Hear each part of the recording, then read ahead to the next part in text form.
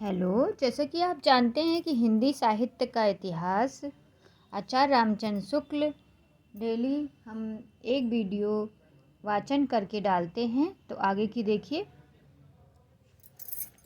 आगे का हम आपको डालने जा रहे हैं वाचन करके। अभी तक हम पेज नंबर हिंदी साहित्य का इतिहास पेज नंबर 141 तक पढ़े हैं। आज पेज नंबर 442 है। कल के वीडियो में हमने आपको बनाई थी पंडित चंद शर्मा गुलेरी का, तो उनका शेष रह गया था। तो आगे देखिए। और इनका बिना लिए सरता नहीं है, अंत में गौ का एक पाद अर्थ होते होते दाम तय हो जाता है। भूरी आंखें वाली एक बरस की बछिया में सोम राजा खरीद लिए जाते हैं, गाड़ी में रखकर शान से लाए जाते हैं। अच्छा, अब गाड़ी में रखकर शान से लाए जाते हैं। अच्छा, अब इसे प्रेम पचनंद में वाही काकर बसे। अस घोष की फड़कती उपमा के अनुसार धर्म भागा और दंड कमंडल लेकर ऋषि भी भागे। अब ब्रह्मवत महर्षि देश और आर्यवत की महिमा हो गई और वह पुराना देश नातंत्र दिवस बसते बहुत वर्ष पीछे की बात है। समुद्र पार के देशों में और धर्म के पक्के ही चले, लूटते मारते थे ही। किसका ये गुलेरी चंद शर्मा गुलेरी पंडित चंद शर्मा गुलेरी का है। बेधर्म भी कर देते थे, बस समुद्र यात्रा बंद। कहाँ तो राम के बनाए सेतु का दर्शन करके ब्रह्म हत्या मिटती थी और कहाँ नाव में जाने वाले द्विज का प्रायश्चित कराकर भी संग्रह बंद। वहीं कछुआ धर्मढाल के अंदर बैठे रहो, किसी बात का टोटा होने पर उसे पूरा करने की इच्छा होती, दुख होने पर उसे मिटाना चाहते। यह स्वभाव है। संसार में चिभिद दुख दिखाई पड़ने लगते, उन्हें मिटाने के लिए उपाय भी किए जाने लगे। दुष्ट उपाय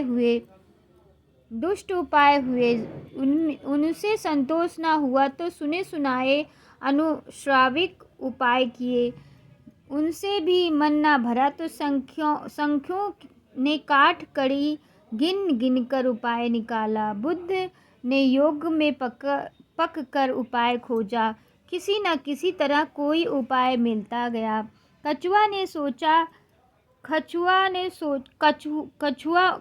ने सोचा चोर को क्या मारे, चोर की माँ को ही न मारे, न रहे बास न बजे बांसुरी। लगी प्रार्थनाएं होने, माँ देहि राम जननी जठरे निवासम। और यहाँ उस देश में जहाँ सूर्य का उदय होना इतना मनोहर था कि ऋषियों का यह कहते कहते तालू सूखता था कि 100 बरस से हम उगता देखें तो 100 बरस सुने, 100 बरस बढ़ कर बोले, 100 बरस अधीन होकर रहें। हाय ग्रीवा या हिरण्यक्ष, दोनों में से किसी एक दैत्य से देव बहुत तंग थे। सुरपुरा में अफवाह पहुंची, बस इंद्र ने झटपट किवाड़ बंद कर दिया, अगल डाल दी, मानो अमरावती ने आंखें बंद कर ली हो। यह कछुआ धर्म का भाई शुतुरमुर्ग धर्म है। दूसरा, हमारे यहाँ पूंजी शब्दों की है, जिसमें हमें काम पड़ा चाहे और बातें में हम ठगे गए, हमारी शब्दों की गांठ नहीं कतरी गई। यही नहीं, जो आया उससे हमने कुछ ले लिया। पहले हमें काम असुरों से पड़ा, असीरिया वालों से। उसके यहाँ असुर शब्द बड़ी शान का था। असुर माने प्राण वाला, जबरदस्त। हमारे इंद्र की भी यही उपाधि हुई। पीछे चाहे शब्द का अर्थ बुरा हो गया। पारस के पारसियों से काम पड़ा तो वे अपने सूबेदारों की उपाधि अक्षय क्षेत्रवान या महाक्षत्रप हमारे यहाँ रख गए और गुलस्ताश्य बिस्तास्य के वजन के कुशाश्व श्यामाश्व, बृहदश्व आदि ऋषियों और राजाओं के नाम दे गए। यूनानी यवनों से काम पड़ा तो ये यवन की स्त्री यवनी तो नहीं, पर यवन के लिपि यवनानी शब्द हमारे व्याकरण को भेंट कर गए। साथ ही मेष, वृष, मिथुन आदि भी यहाँ पहुँच गए। पुराने ग्रंथकार तो शुद्ध यूनानी नाम आए आर, तार, जितुम आदि ही काम में लाते थे। 12 मिहिर की स्त्री खाना चाहे यवनी रही हो या न रही हो, उससे आदर से कहा है कि म्लेच्छ यावन भी ज्योतिषी शास्त्र जानने से ऋषियों की तरह पूजे जाते हैं। अब चाहे वैल्यूपेबल सिस्टम भी वेद में निकाला जाए, पर पुराने हिंदू कृतज्ञ और गुरुमान न थे। यवन राजाओं की उपाधि सोटर त्रातार का रूप लेकर हमारे राजाओं के यहाँ आ लगी। शकों के हमले हुए तो शक पार्थियों वैश्याकरणों के हाथ लगा और शक संबंध या शाका सर्व साधारण के हूड़ वंशु अकशश नदी के किनारे पर ये यहाँ चढ़ आए।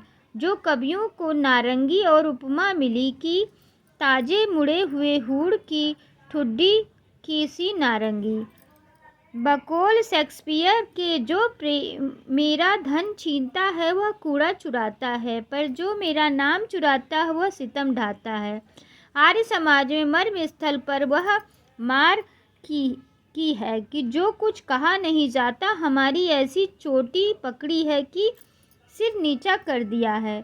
गैरों ने तो गांठ का कुछ न कुछ लिया, पर इन्होंने तो अच्छे अच्छे शब्द छीन लिए। इसी से कहते हैं कि मारेसिस मोह कुठाओ। अच्छे पद में तो यूं सफाई से ले लिए गए हैं कि इस पुरानी जमी हुई दुकान का दिवाला निकल गया। हम अपने आप को आर्य नहीं कहते, हिंदू कहते हैं, और तो क्या नमस्ते का वैदिक फिक्रा हाथ से गया। चाहे जय राम जी कह लो, चाहे जय कृष्ण श्री कृष्ण, नमस्ते मत कह बैठना। ओकार बड़ा मांगलिक शब्द है। कहते हैं कि पहले यह ब्रह्म का कंठ फाड़कर निकला था। इस द्वितीय उत्थान के भीतर हम दो ऐसे निबंध लेखकों का नाम लेते हैं जिन्होंने लिखा तो कम है, पर जिनके लेखों में भाषा की एक नई गतिविधि तथा आधुनिक जगत की विचारधारा में उद्दीपित नूतन भाव भंगिमा के दर्शन होते हैं। आगे पढ़ेंगे अध्यापक पूर्ण सिंह। तो नमस्ते। कल का वीडियो देख के आप लाभ उठाइएगा। आशा करती हूँ आप इस वीडियो को सुनकर लाभ उठाएंगे अपनी परीक्षाओं में, पीजीटी, टीजीटी, जेआरएफ और नेट में और अदर परीक्षाएं।